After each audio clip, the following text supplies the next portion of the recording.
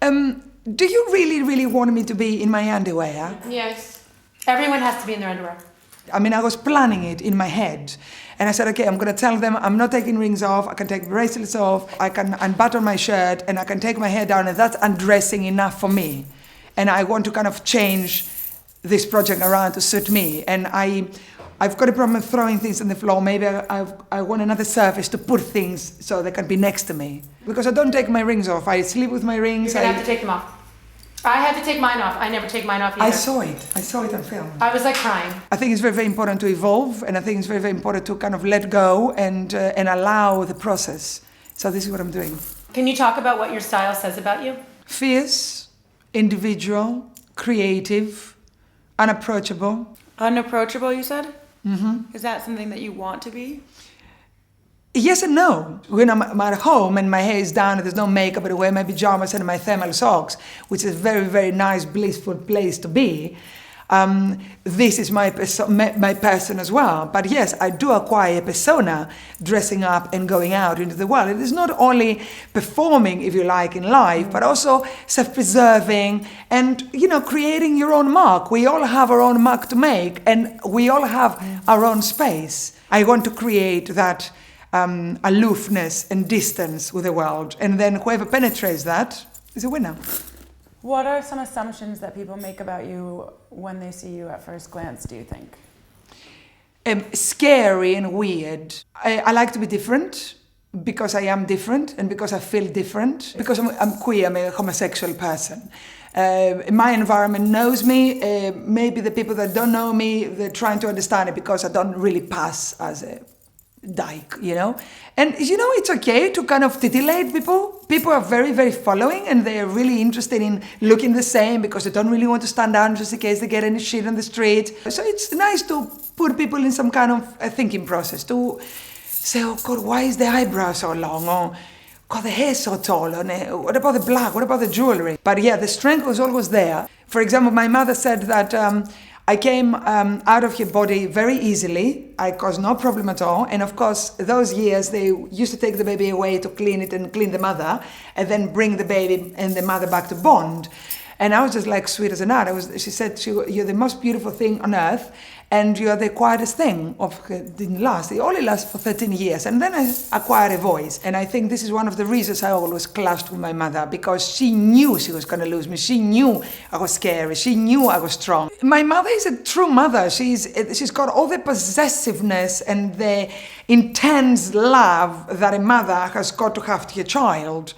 But it went a little bit overboard. For example, I found myself a partner. And she found out, okay? A female partner? A male partner at the time. Okay. Female partners came before and of course, after. So she found out. I want you back by 11. I was back 11:05, screaming match.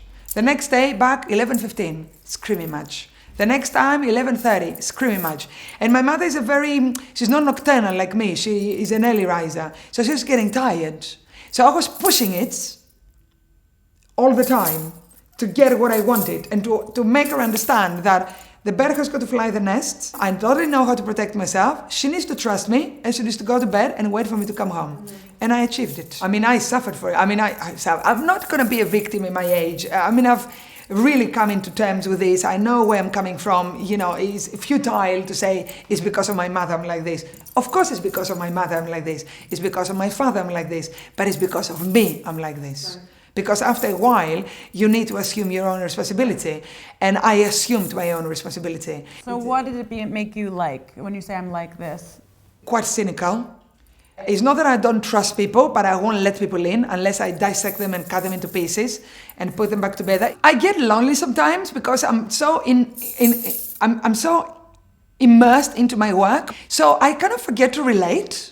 So I'm like, I haven't had a girlfriend for 3 years or whatever. But having said that, I don't like anyone, I have decided recently to start opening up to the possibility of love. Now, that's a very big thing for me to say. That doesn't mean, I've got somebody already lined up. Nothing like that.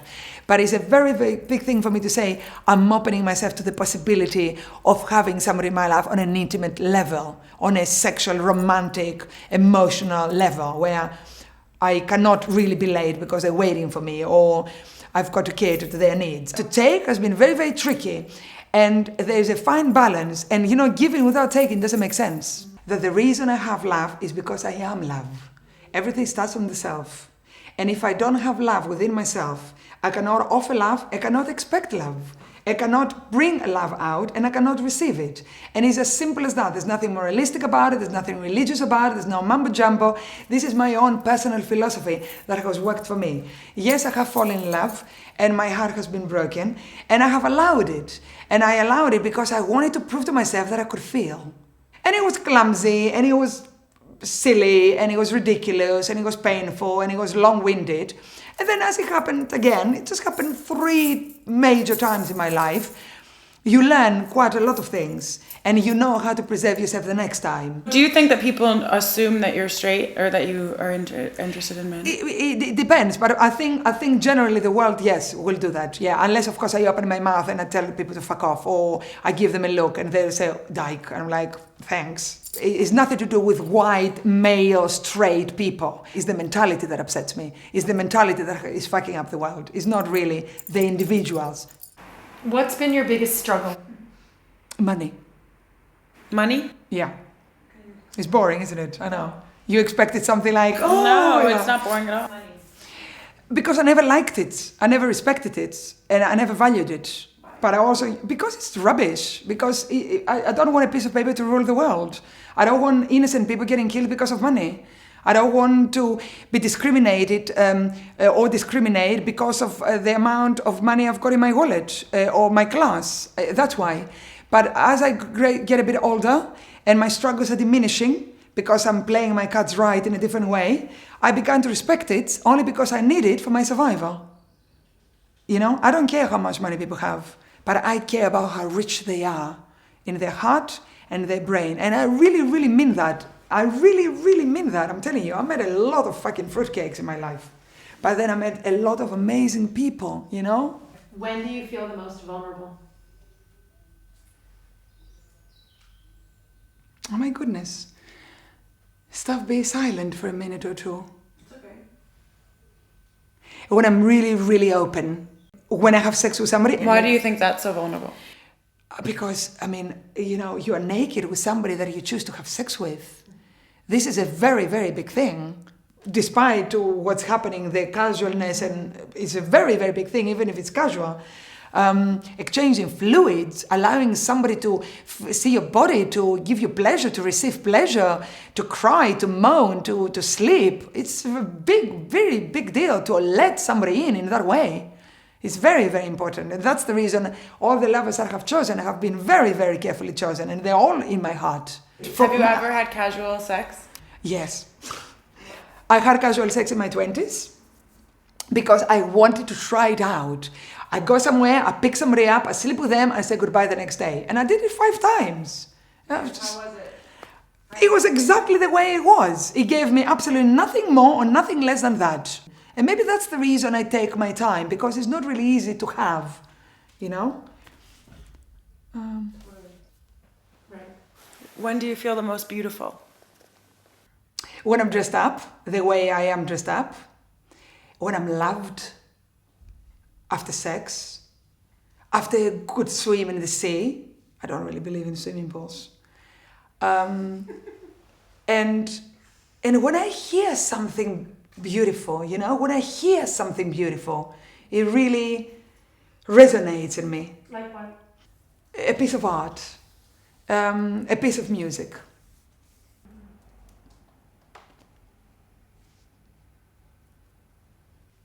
Oh, something. Oh, wow. You're bad. Wow. Beautiful.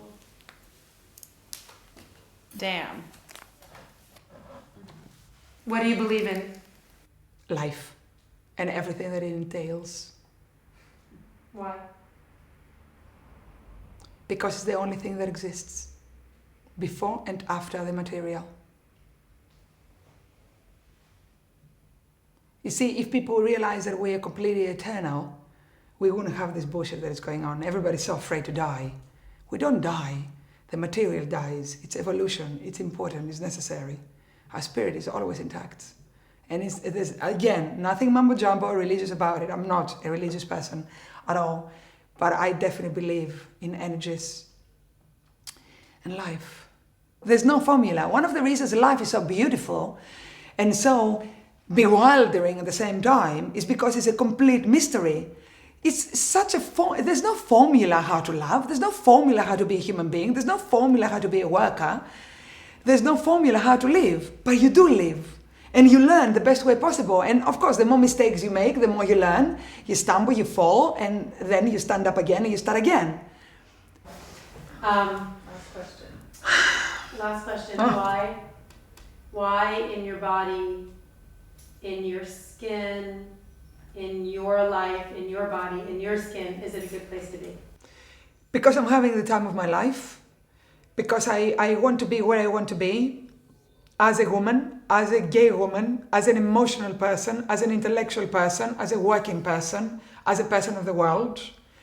I've got values, I've got integrity, I've got imagination, I improvise, and I survive very well. And despite the adversity, I see the beauty of it all. Despite the ugliness and the unfairness and the almost never-ending drama, I see the beauty and the future and the light of it all. And the cliche of there is light at the end of the tunnel, you know, cliches have got truths, you know, it's completely true. That cannot carry on like this. So whatever the light is at the end is there. And I am striving towards it. So amazing. So amazing. How do you feel?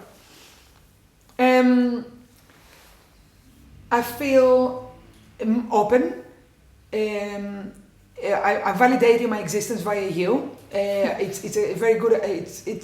It's a very good experiment to share these things with people.